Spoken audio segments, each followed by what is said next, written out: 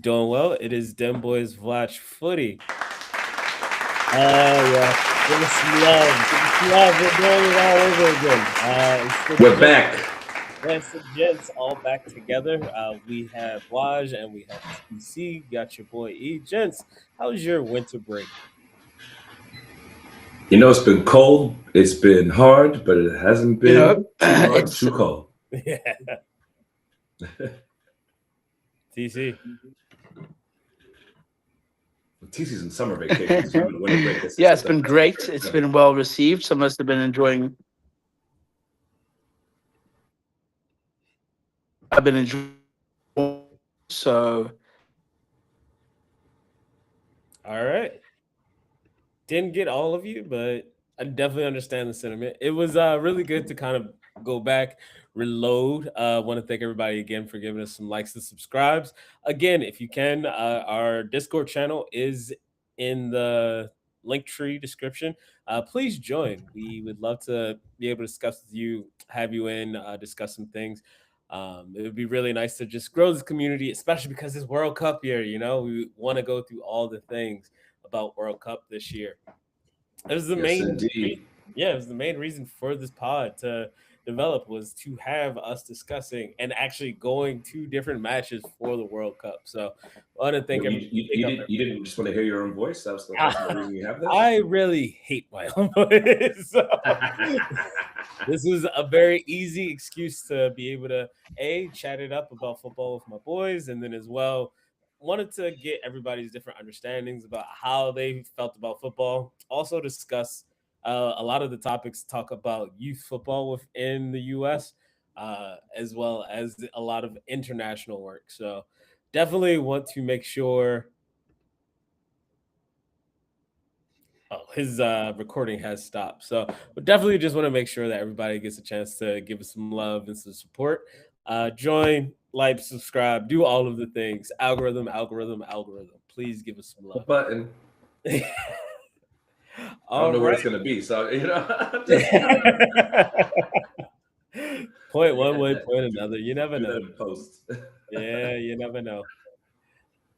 All right. Well, yeah, I want to get back to it. Our first discussion of 2026. Gents, we're going to talk probably something that's near and dear to y'all hearts. RIP Botswana, RIP South Africa, the African Cup of Nations. It's been really amazing to watch in Morocco.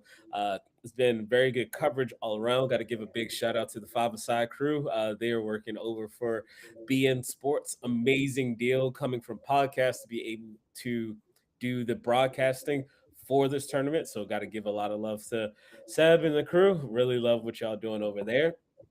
But then as well, the match has been amazing. The intrigue for all of the fans.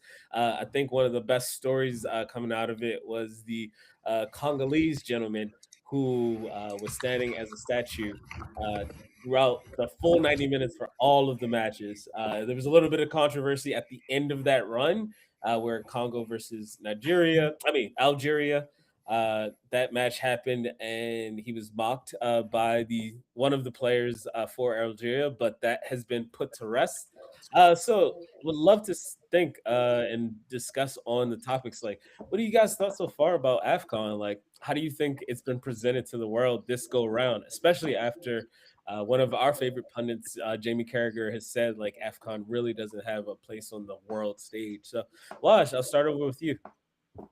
Well, I'll say buck Jimmy Carragher with that one, politely putting it. AFCON, just like the Asian Cup and a couple other cups, for the continental cups don't definitely get as much love as say South America or the Euros. But this was a great AFCON. I think we had a lot of great players. We had a lot of fantastic matches. The fans, I think AFCON has the best fans of any continent, hands down. Yeah. From the east to the west, the central, north to south, we saw so many different countries and cultures coming together in Morocco for this, momentous occasion of the AFCON, and they showed out. Like you said, you brought out the Congolese super fan, Mr. Mbolo Dinga, and even when the Algerian player mocked him, like the Algerian, federation publicly apologized to him a lot that you don't get in other cups. So, I was personally very happy. I think PC was too. I know I'm wearing my Tanzania jersey today, but I was very happy to see Botswana, our home country in the cup this year. It was our second time. I didn't expect us to do very well, but sometimes for some of us teams, it's not about getting through the finals. It's about just being there and showing up for the party. So, I thought there was, it was great to see so many resurgent players as well. Whether they were the younger players like Iwobi coming looking like I think we said earlier, looking like a Zidane, looking even seeing Mo Salah lead the Pharaohs, seeing Mbeumo doing what he could do for Cameroon, and even seeing the Comoros, teams like the Comoros and Cape Verde coming through and doing that thing. I think just from we're obviously about to go to the semifinals in about a week. But it's had a lot of ups and downs. I think it's been organized very well by Morocco. And a lot of people were waiting, I think, to see issues happen and say, typical African Cup of Nations. But no, we didn't see that. We saw, we saw jubilant fans. We saw passion from the players, passion from the fans. The media also, shout out to BN Sports and to Fubo. Even being here in the States, the broadcasting has been great. I've gone to multiple bars around Brooklyn and in Manhattan, and for the first time ever, they're publicly showing AFCON games without us having to scrape and beg these bars to show them, or just watching the games at home. So, honestly, this was my favorite AFCON so far. We're not even done. So I'm still waiting for a couple more surprises and upsets. And I will say one of my favorite things is shout out to Sudan. They've been going through so much, obviously, with their civil war right now, and to just watch them get as far as they could get to the quarterfinals. That was, just very, very emotional, obviously, for the players, for anyone who's from Sudan, but for any Africans, I think that was just a really special. All their games were really special. Just see how far they made it and carrying their country and their nation and the people on their backs. That to me was one of the highlights. Not to mention, lastly, the jerseys. Yeah, the jerseys have been pretty dope to see. Anything else? You pretty much. Is there anything else you want to add in there? Food. I didn't mention the music. I got I just wanted to give the floor to you, TC. Yeah, what is the song of the tournament? How the World Cup had Waka Waka and some other ones. Yeah, let's not talk about that. You're saying 2020. No, that's 2010. Okay, let's go. What was the song for 2018? 2018? I don't know. Okay, I'll even go to what's the song for the last World Cup? That's even closer. No, I have no idea. Yeah, I like the old one, so that's what That's the only one. That's the only one that anyone can remember is Waka Waka. There isn't any other one. This song this year was this it was like Africa Ale or something. I know there was that. I saw it, they were posting it on the beginning, but then I saw French Montana, obviously being Algerian. Is he Moroccan, Algeria? Either way, I know he was there for the opener. But yeah, it was Africa Ale, and I know that Angelique Kidjo, because I love her. That's the only reason I know that was the official song. Pitbull, I know did one as well. I don't know if it was 2018. Yeah, Pitbull did one as well. Might have been 2014 or 2018, but Pitbull did one. And then I'm also thinking about it. Back in 2010 was also Waving Flag. That was the FIFA song that I was in love with.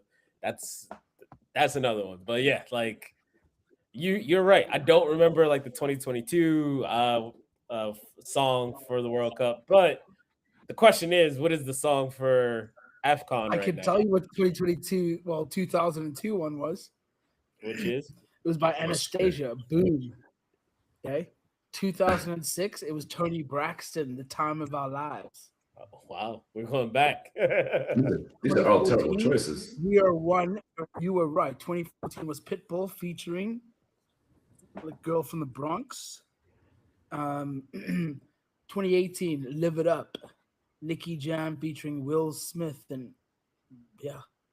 Okay. 2022 was Hey Ya by Trinidad Cardona, Davido, and Aisha. All right, don't want to veer too far off. AFCON's song is Africalis by Jaylon. Your French is so bad. Yeah, it's so Africa bad. Ale. Africa Ale. I'm looking at it all together. That again? Africa Ale. He goes Africa less. Yeah. I'm so sorry to any of our French Hey, listeners. we had four watchers. Now we have 2. So starting off right. Waving your flag was the AFCON. I remember that because it was part of the Coca-Cola as well, celebration and shit. And I worked for Coca-Cola then. Okay. Mhm. But how have you liked the AFCON so far, TC? I think, a lot of the things that Roger said, pretty much everything.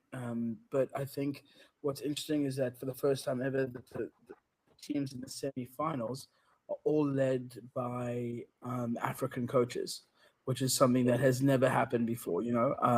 Senegal, Egypt, Morocco, and Nigeria all guided, all homegrown coaches, which is really great to see. I think just the feat in the sense that homegrown coaches leading their homegrown nations is something that's very far and few between in African teams like England. Also, I thought, sorry, not to end it on that. The last other point, I thought the interesting wanted to note is the vibe that we've seen. Speaking about that guy from Congo, he was offered to stay for the rest of the tournament and he declined because he said his team was left. He couldn't stay without his team, which I thought was cute. But I think the vibe has been amazing. I think it's been well attended. Many Cape time, unfortunately, but what we have seen is, beautiful stadiums. I'll say that there's been some beautiful stadiums. Yeah. Some empty. Hasn't been not positive to the fair. Like, I think we have to acknowledge some of the refereeing has been fucking atrocious. And I would not be amiss if some of those guys were. There have been like from not just one or two, but numerous games where people are like,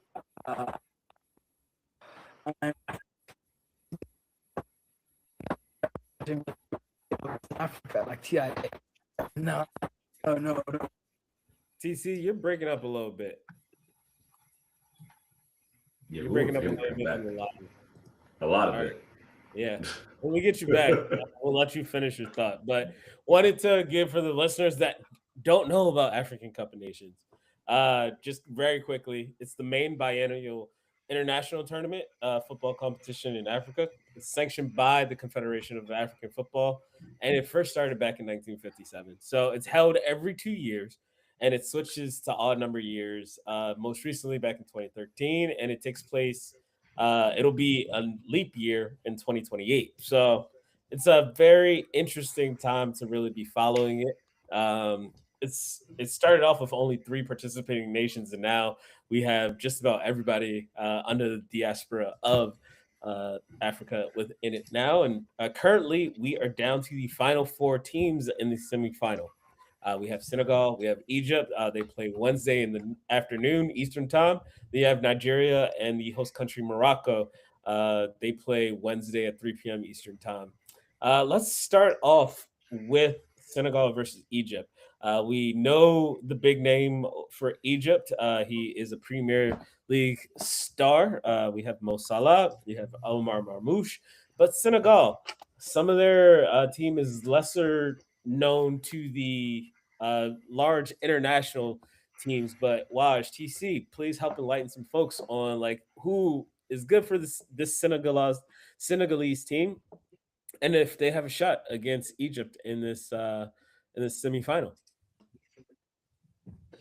Well, TC wants to go first. I'll let him go first. I guess not. I guess I'll go first. Well, there's one player that we cannot not talk about, which of course is Mo Salah's former teammate, Sadio Mane, who is of course the talisman of the team. We've also got Idrissa Gueye, who was fantastic. Habib Diallo, and is it? I always forget how to say his name. I think it's Iliman Ndiaye. I know it's Ndiaye, but Iliman.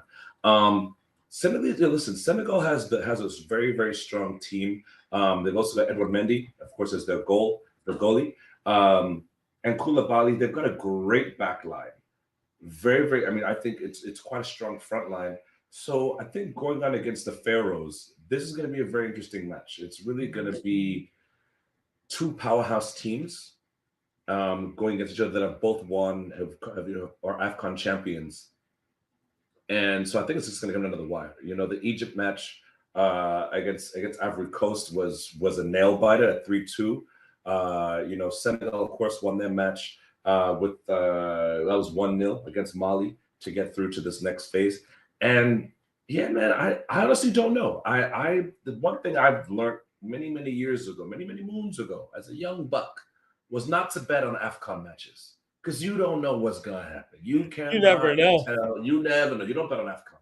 It's if you thought Sudan was gonna make it this far, I wouldn't even bet on Botswana have made it as far as we did, and we did. So listen, I don't like to bet on AFCON. I think it's too much juju, and in our continent we like to play without juju.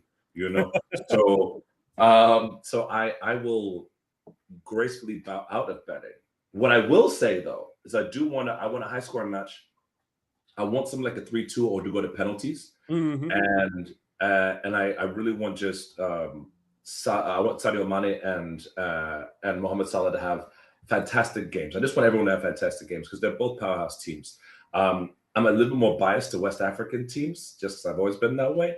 And that's one thing also just to mention. I know we're about to, I'll pass it on in a second, but this is right now at this point, this is West Africa versus North Africa, which I find is kind of what we come down to the wire most of these finals, because these are that is the strongest regions of the continent when it comes down to football.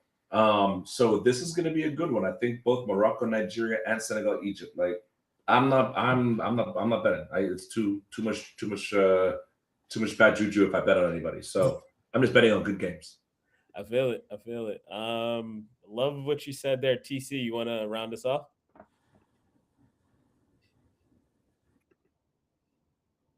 Can't hear you.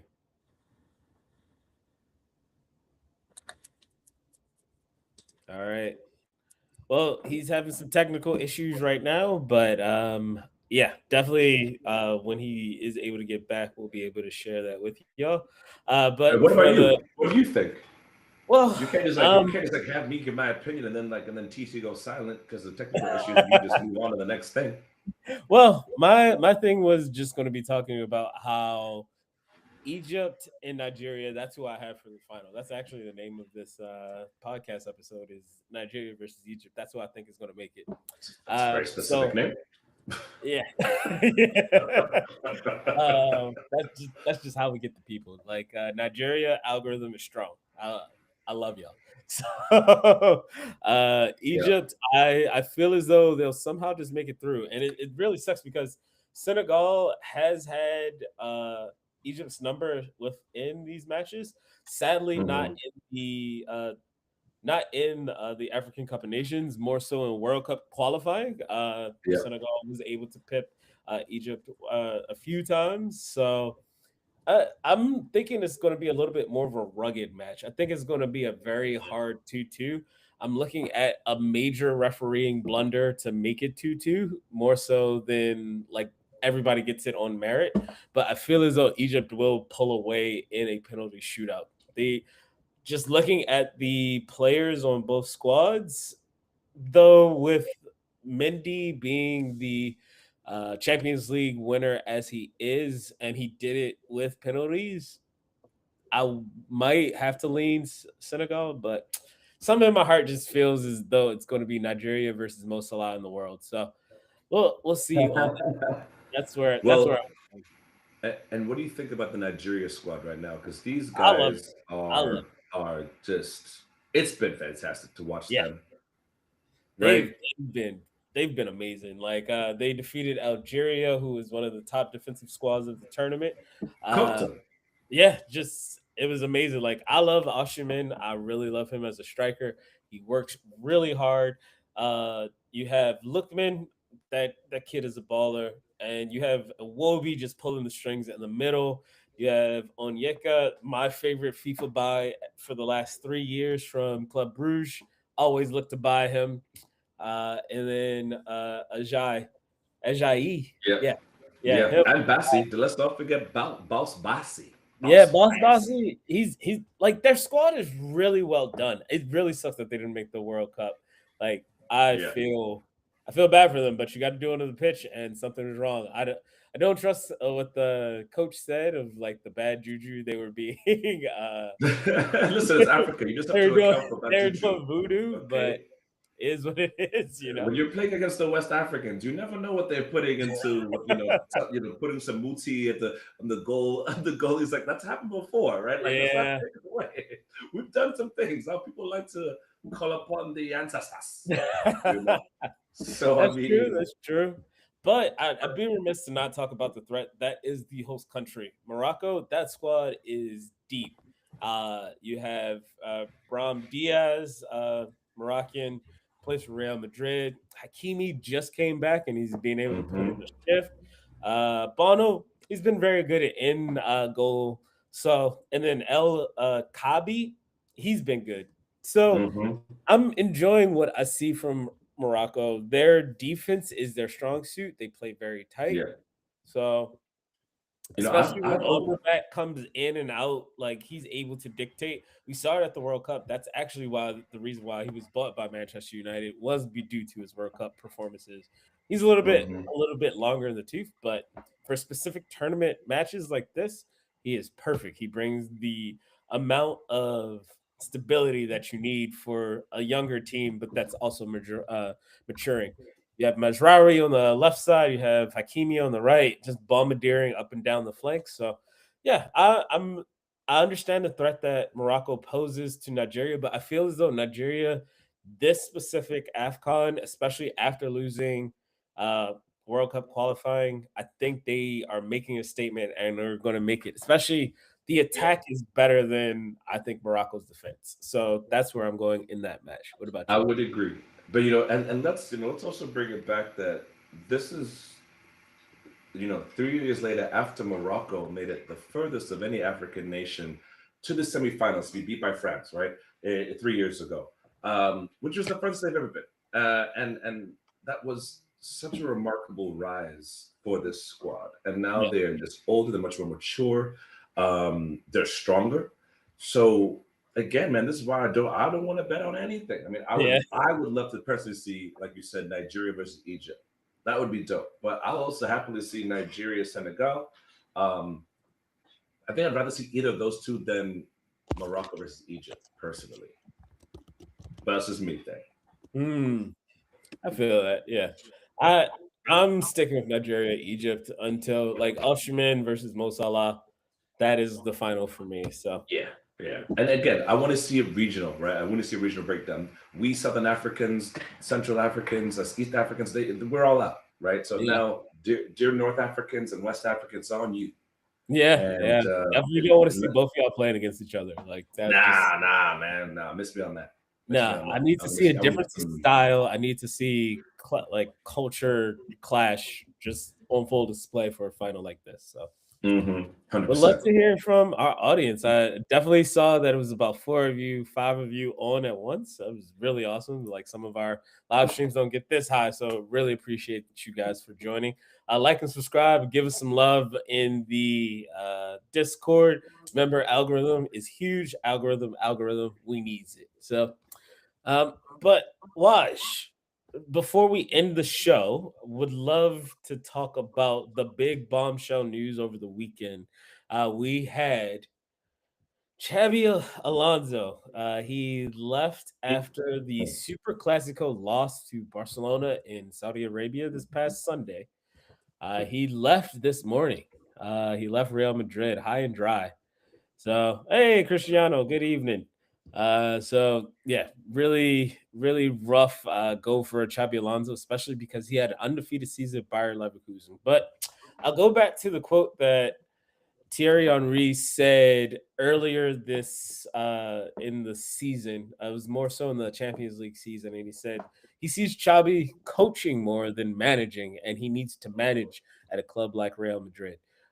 You have egos. Gareth Bale also during that segment was talking about um, how you have a large class of egos. You need people to understand like they're not bigger than the club, but you need to make them feel as though that they're bigger than the club. So it was really tough to see that he's out, especially because he has had the most recent undefeated streak in a major five league in Europe with Bayer Leverkusen.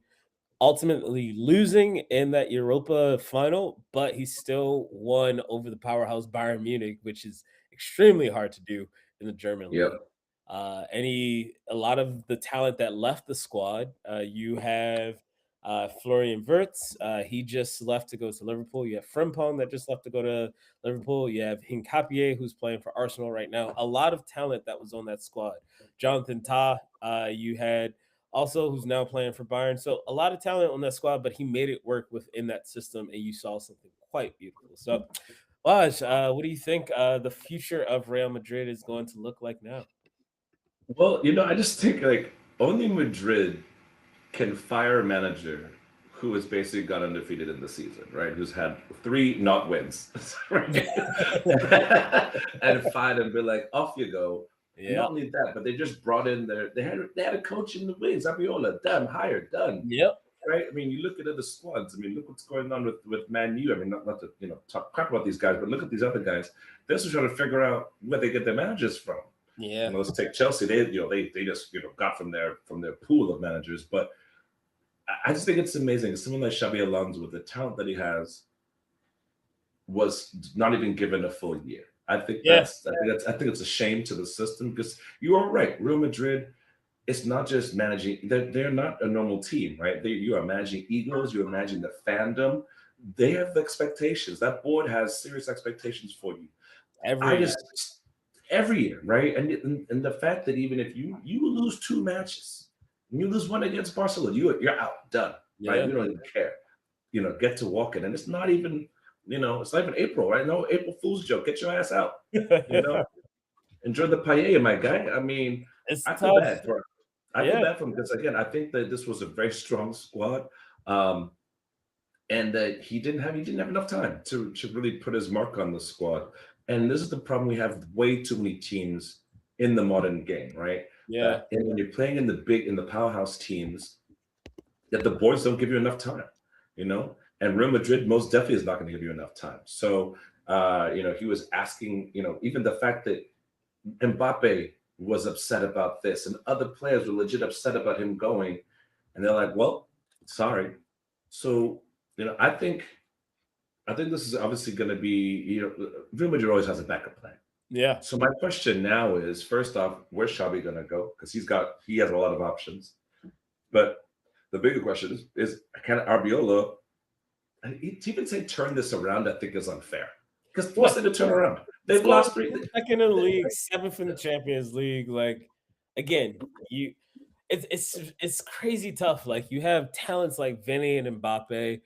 We're not even talking about the tactical side. We're just talking about like who the players are. You have Bellingham. You have like Courtois, like multi-winning Champions League winners. Xabi Alonso. You have Kubasi, Kouande, like Freddie Young, like you got. Sorry, I'm talking about Barcelona. You're talking about Tchouaméni. Like you've Asensio, Valverde, Camavinga, Rodrigo, Vinny, Garcia. Like, what are we talking about here? Yeah, right. And nobody wanted to be coached, and that's the rough part. Like Xabi Alonso, former player, and he's the son of a coach. So he knows, like, he should know how to get the best out of his players. But in this instance, it looked like it was too big for him, or the players really didn't want to listen and be coached. You see that infamous clip now of Mbappe and Enrique, where he doesn't want to track back. And you see now PSG with Dembele doing all of the tracking back, playing that swarm defense, they were able to win that first Champions League in club history. You have a squad that has won it all multiple times, like the core nucleus of the Real Madrid squad. They've won the Champions League, but also remember the league is really big to Real Madrid as well, and they were second place last year with like 5 games to go.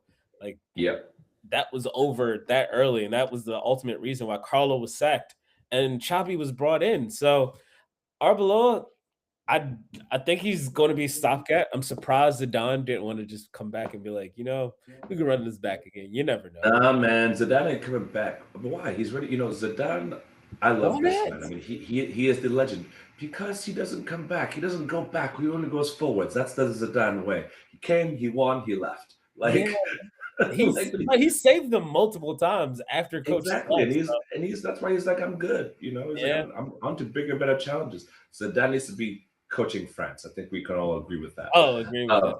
Deschamps, but yeah, definitely say you needs to go, but yeah, it needs to go. But yeah, I mean, to your point, I think the original, to go back to your original point, is Xabi was coaching an uncoachable team because you have too many superstars that told him what to do in many cases, you know, and he really and you had did Perez have to, saying what you need to do as well. Exactly, and you really did have to kowtow to a lot of different opinions, thoughts, impressions, and personalities, right? And it's not easy to be a coach of such a prestigious team as Real Madrid. So yeah, it's a shame. I mean, you lose 2 games in regular season, and you know you're not top 5 in Champions League, and that's your ass. For Real Madrid. He lost 6 matches overall in his tenure in and less than a year. And less than a year. Yeah. Right. And he was forced out because I mean that squad is a little top heavy and the defense is in shambles. So we saw like the Super Classic. As we discovered. Yeah, the Super Classic was great. Some of those goals just came out of nowhere. Some of those goals, it was a very good affair for the casual fan. But if you knew tactics and you understood Xabi Alonso as a tactician, you would understand why he was so frustrated. So, you see all those photos of the video of him on the sidelines, his hands pulling his hair out, just what the hell's going, I mean, you know what? This is I will say selfishly, I say this really selfishly. These are all good things for as an Arsenal fan. Like I want all these teams to fail so we can just get further up, but. I just, I like the man. I like him as a coach. I've always liked him. And again, especially when he did the Leverkusen. So I wanted to see him stay. But it would have been good. Crocodile tears, man. Yeah, he needed to grow. He needed to get this experience with Real. It's a good chance that he might be able to take over PSG. He's got Manchester United. Like you have a lot of different options right now. Let's see what happens. I don't need him coming to England. Go France. Agreed. But want to thank everybody for giving us a listen today. We're going to switch things up. We're going to go for shorter shows this new season for Dem Boys Watch Footy. We're going to try to do much more smaller bites for everybody to be involved. So we're going to start doing some segments solely for Manchester United, solely for Arsenal, solely for Liverpool, solely for Real Madrid, solely for AFCON. We're going to get a lot of international work. I'm going to make sure to continue to push forward as much as possible to get the greater discussion, especially with all of the business that's involved within footy. You got the fashion that goes into footy. We really need to tap into that fashion part because there's a lot of amazing things. Also, we have a sponsor coming up for the next few episodes. Not for this episode, but I'm supposed to be receiving the merchandise this week. It would be really cool to just be able to show that off and help out. But it'd be really cool. So I want to thank everybody again for giving some love to Dem Boys Watch Footy. Give us a like, give us a subscribe, hit us up on Discord. Y'all have a great one. Can't wait to speak to you.